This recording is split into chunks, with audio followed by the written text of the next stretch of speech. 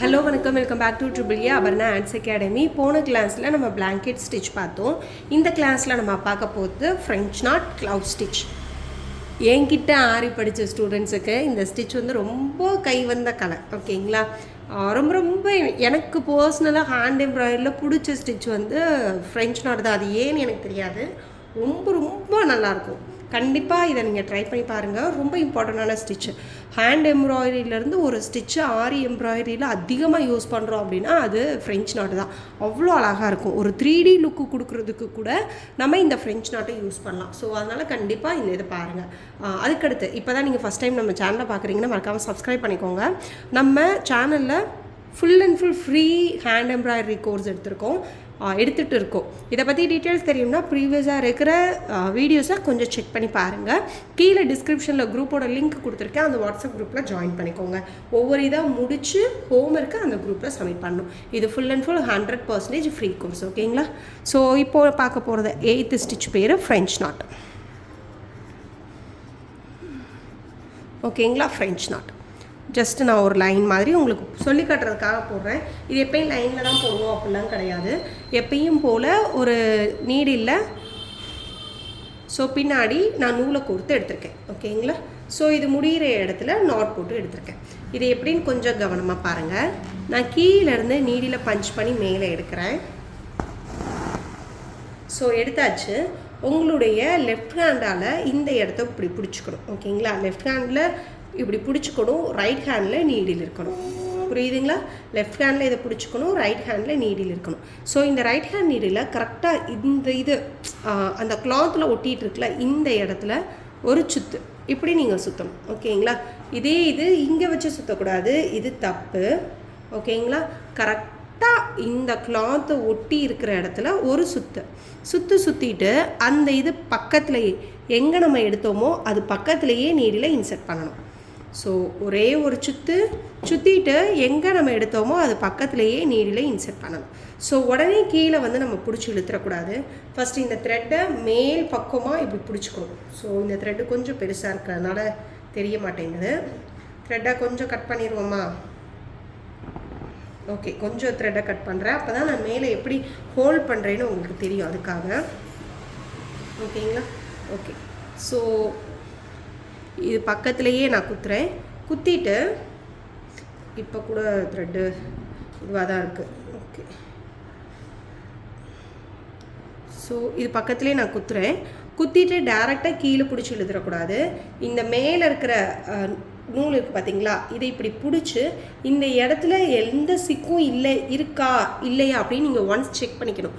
இது வந்து hand embroidery thread அப்படின்றதுனால ஈஸியாக இருக்குது. இது நீங்கள் சில்க் த்ரெட் போகிறீங்க அப்படின்னா சிக்கப்படும். ஓகேங்களா, எதுக்காக சில்க் த்ரெட் போடுறோம், இதுவே ஈஸியாக இருக்கே இதிலே பண்ணலாமா அப்படின்னா, ஹேண்ட் எம்ப்ராய்டரி த்ரெட்டு கொஞ்சம் ஷைனிங் வந்து கம்மியாக இருக்கும்.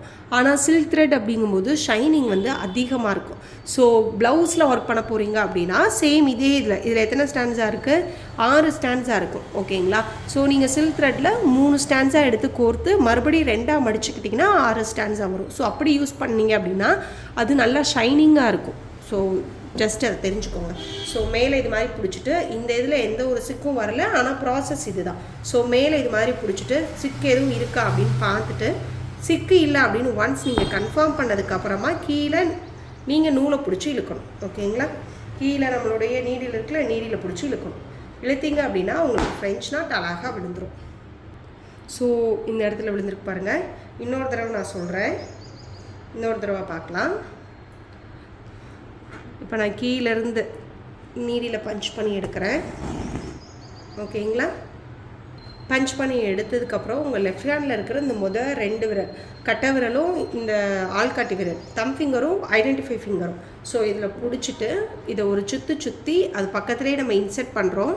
இன்சர்ட் பண்ணிவிட்டு மேலே நூலெல்லாம் கரெக்டாக இருக்கா அப்படின்னு ஒன்ஸ் இது மாதிரி வச்சு செக் பண்ணிவிட்டு அதுக்கடுத்து கீழே நீங்கள் நீடியில் பிடிச்சி இழுக்கணும். இழுத்திங்கன்னா அந்த இடத்துல உங்களுக்கு நாட் வந்து அழகாக விழுந்துடும். இது வந்து பார்க்குறதுக்கு சின்னதாக இருக்குது இல்லைங்களா.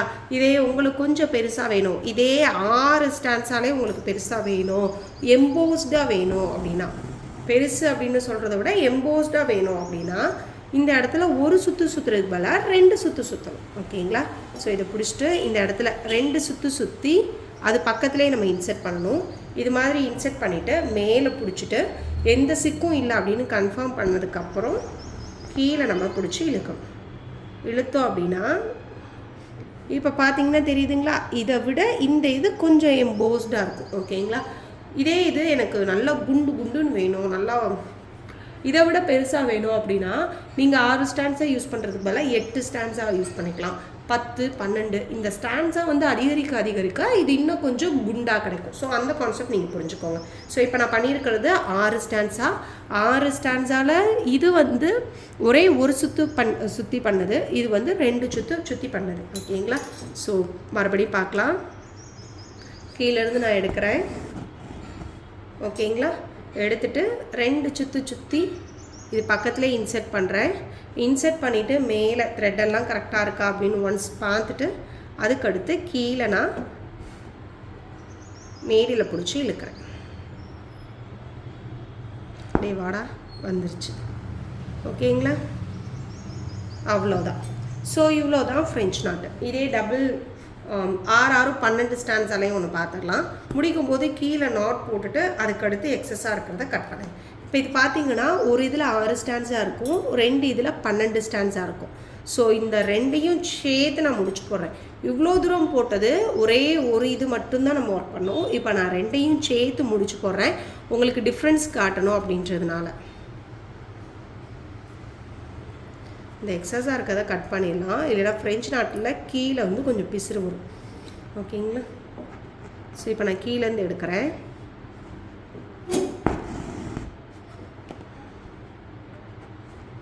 ஓகே, ஸோ இப்போது ஒரே ஒரு சுற்று நான் சுற்றுறேன், அது பக்கத்துலேயே இன்செர்ட் பண்ணுறேன், மேலே கரெக்டாக இருக்கா பார்த்துக்கிறேன், அப்புறம் கீழே பிடிச்சி இழுக்கிறேன்.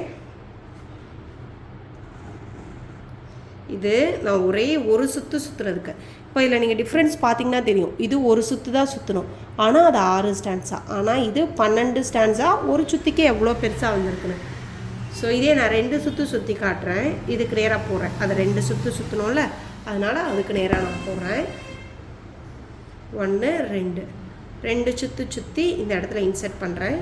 மேலே இருக்கிறது கரெக்டாக இருக்கா அப்படின்னு நீங்கள் ஒன்ஸ் செக் பண்ணிவிட்டு நீரில் கீழே எடுங்க. இது எம்போஸ்டாக தெரியும், இதை விட அது பெருசாக இருக்கும். ஸோ இதுதான் ஓவரால் கான்செப்ட். ஸோ ஃப்ரெஞ்ச் நாட்டுக்கு மெத்தட் எல்லாம் ஒன்று தான், ஆனால் எவ்வளோ ஸ்டாண்ட்ஸாக யூஸ் பண்ணுறோம், எத்தனை சுற்றுறோம், இதை பொறுத்து அதனுடைய அவுட்புட் மாறும். ஸோ எனக்கு என்ன செய்யுங்க அப்படின்னா, ஃபஸ்ட்டு ஒரு சின்ன ரவுண்டு இந்த அளவு இருந்தால் கூட போகும். ஸோ இந்த ரவுண்டுக்குள்ளே இந்த 6 ஸ்டாண்ட்ஸாக யூஸ் பண்ணி ஒரு சுற்றினாலும் சரி 2 சுற்றினாலும் சரி, ஃபஸ்ட்டு இதை ஃபுல்லாக எனக்கு ஃபில் பண்ணி காட்டுங்க. ஓகேங்களா, ஒரு 1 ரூபி காயின் சைஸுக்கு அந்த ரவுண்டு இருந்தால் போதும். இப்போ அடுத்து நம்ம பார்க்க போகிறது glove stitch.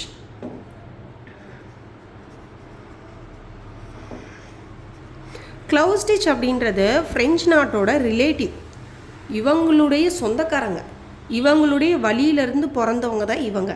Same French not ப்ராசஸில் தான் வருவாங்க. ஓகேங்களா, ப்ராசஸ் எல்லாம் சேம் ஃப்ரெஞ்ச் நாட் ப்ராசஸில் தான் இருப்பாங்க. இதுக்கு முன்னாடி எப்படி ஸ்டெம் ஸ்டிச்சோட சொந்தக்காரங்க, ஸ்ப்ளிட் ஸ்டிச்சோட சொந்தக்காரங்க ஸ்டெம் ஸ்டிச்சு, ரன்னிங் ஸ்டிச்சோட சொந்தக்காரங்க பேக் செயின் ஸ்டிச் அப்படின்னு பார்த்தோமோ, சேம் அதே மாதிரி தான் ஃப்ரெஞ்ச் நாட்டோட சொந்தக்காரங்க தான் இந்த க்ளவ் ஸ்டிச். ஸோ அவங்கள மாதிரியே தான் இருப்பாங்க. லைட்டாக கொஞ்சம் டிஃப்ரெண்ட் இருக்கும், கொஞ்சோண்டு லைட்டாக ஓகேங்களா டிஃப்ரென்ஸ் இருக்கும். மற்றபடி ஃப்ரெஞ்ச் நாட் மாதிரி தான்.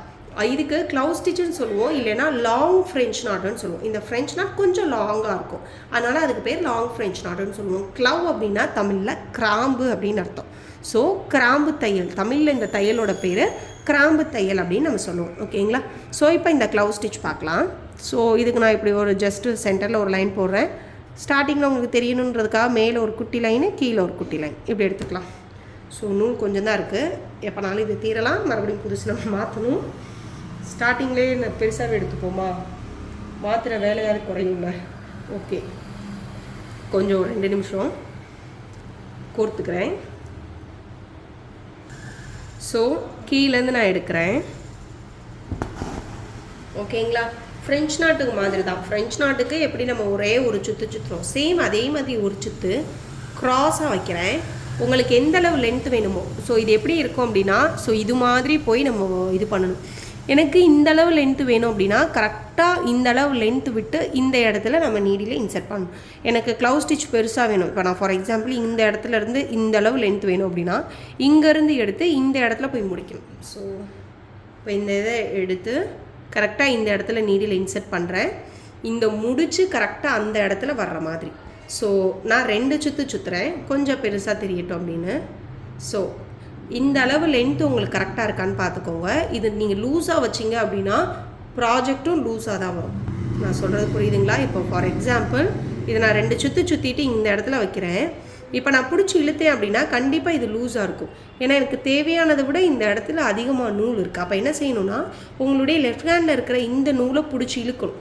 இழுத்தீங்க அப்படின்னா இந்த லென்த் ஆட்டோமேட்டிக்காக கம்மியாயிடும். உங்களுக்கு தேவையான அளவு லென்த் இருக்கா அப்படின்னு நீங்கள் ஒன்ஸ் செக் பண்ணிவிட்டு அதுக்கடுத்து இது மாதிரி மேலே பிடிச்சி ஃப்ரெஞ்ச் நாட்டுக்கு நம்ம எப்படி கீழே எடுத்தோமோ சேம் அதே ப்ராசஸ். ஓகேங்களா? மறுபடியும் இப்போ நான் உங்களுக்கு இதுதான் இவ்வளோதான் ஸ்டிச்சு. இது நீங்கள் எந்த டிசைன்லனாலும் போடலாம். நீங்கள் just பின்ட்ரெஸ்ட்டில் aari French not blouse அப்படின்னு நீங்கள் போடுங்க, இல்லைனா ஆரி க்ளவு ஸ்டிச் ப்ளவுஸ் அப்படின்னு போடுங்க. நிறையா ப்ளவுஸு இந்த கான்செப்ட் மட்டும் வச்சு இந்த 2 ஸ்டிச் மட்டும் வச்சே போட்டிருப்பாங்க. நீங்கள் வேணால் சர்ச் பண்ணி பாருங்கள். அப்போ உங்களுக்கு இந்த ஸ்டிச்சோட இம்பார்ட்டன்ஸ் என்னென்னு உங்களுக்கு தெரியும். மறுபடியும் இதே இந்த முடிஞ்ச இடத்துலேருந்து நான் எடுக்கிறேன். இன்னும் கொஞ்சம் உள்ளேருந்து எடுப்போமா? ஓகேங்களா? ஸோ அதே அளவு இந்த சைடு எந்த சைடு எவ்வளோ அளவு போச்சோ அதே அளவு நான் இந்த சைடு இன்சர்ட் பண்ணுறேன்.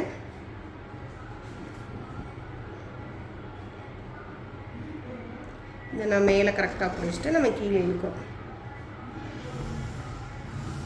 ஓகேங்களா? ஸோ இப்போ நான் உங்களுக்கு போட்டு காட்டுறதுக்காக நான் ஒரு 3 அரும்பு இருந்தால் எப்படி இருக்கும் அது மாதிரி நான் போடுறேன்.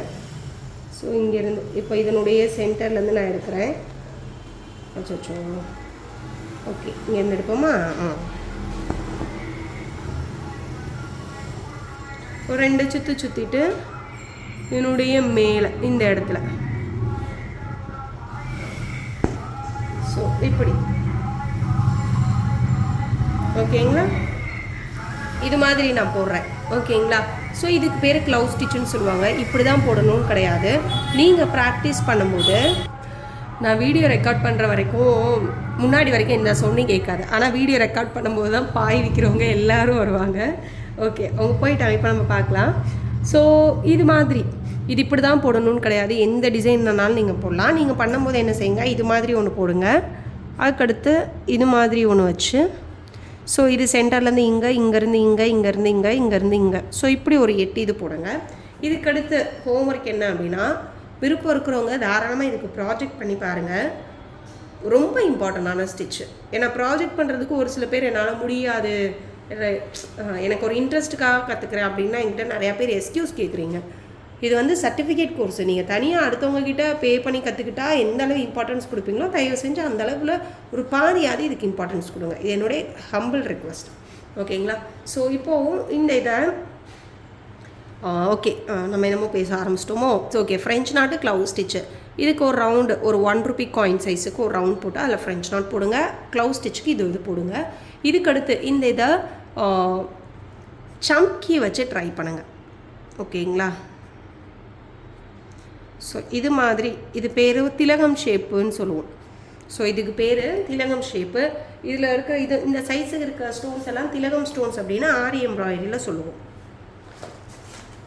சம்கி தயவு செஞ்சு வாங்கிக்கோங்க. சம்கி அப்படின்றது இதுதான். ஓகேங்களா?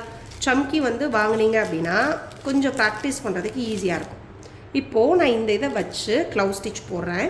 ஒரு பீகாக்கோட ஃபெதருக்கெல்லாம் இந்த ஸ்டிச் போட்டிங்கன்னா ரொம்ப அழகாக இருக்கும். ஒரு இடத்த ஃபில் பண்ணுறதுக்கு இந்த ஸ்டிச் போட்டிங்கன்னா ரொம்ப அழகாக இருக்கும். ஸோ இந்த இதில் தான் நம்ம போட போகிறோம். இப்போ பாருங்கள், இப்போ இந்த இதில் கீழேருந்து நான் எடுக்கிறேன்.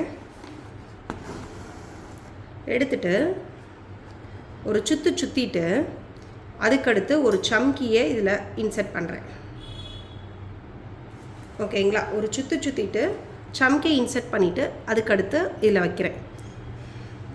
இது வந்து ஃப்ரெஞ்ச் நாட்டுன்னு சொல்லலாம், இல்லை லைட்டாக இது மேலே போயிருக்கிறதுனால க்ளவு ஸ்டிச்சுன்னு சொல்லலாம். எப்படினாலும் நீங்கள் சொல்லிக்கலாம். ஓகேங்களா? இப்படி வச்சுட்டு கீழே எடுக்கிறீங்க. ஸோ இது மாதிரி ஓகேங்களா. நான் இப்போ மேலே ஷார்ப்பாக இருக்குது அப்படின்றதுனால நான் 1 போட்டிருக்கேன். அதுக்கடுத்து இதை நம்ம கொஞ்சம் இன்க்ரீஸ் நம்ம பண்ணிக்கிட்டே போகலாம். ஓகேங்களா. இப்போது நான் இந்த சைடுலேருந்து ஆரம்பிக்கிறேன். 2 சுற்று சுற்றுனதுக்கப்புறம் இந்த சம்கீஸ் கொஞ்சம் பக்கத்தில் வச்சுக்கோங்க. ஒரே ஒரு சம்கி எடுத்து நீடில்குள்ளே விட்டுருங்க. ஓகேங்களா. அச்சோ ஓகே. இந்த மாதிரி இந்த இடத்துல நீங்கள் பிடிச்சிக்கோங்க. பிடிச்சிட்டு உங்களுக்கு எந்த லென்த்தில் வேணுமோ அந்த லென்த்தில்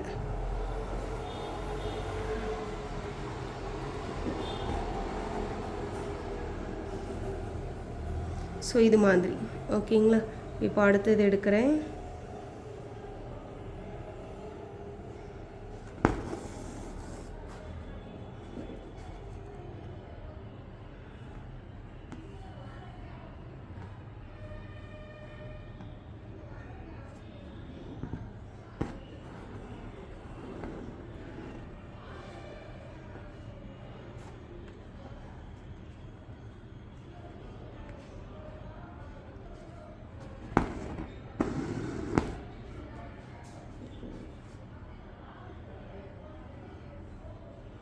புரிஞ்சுங்களா.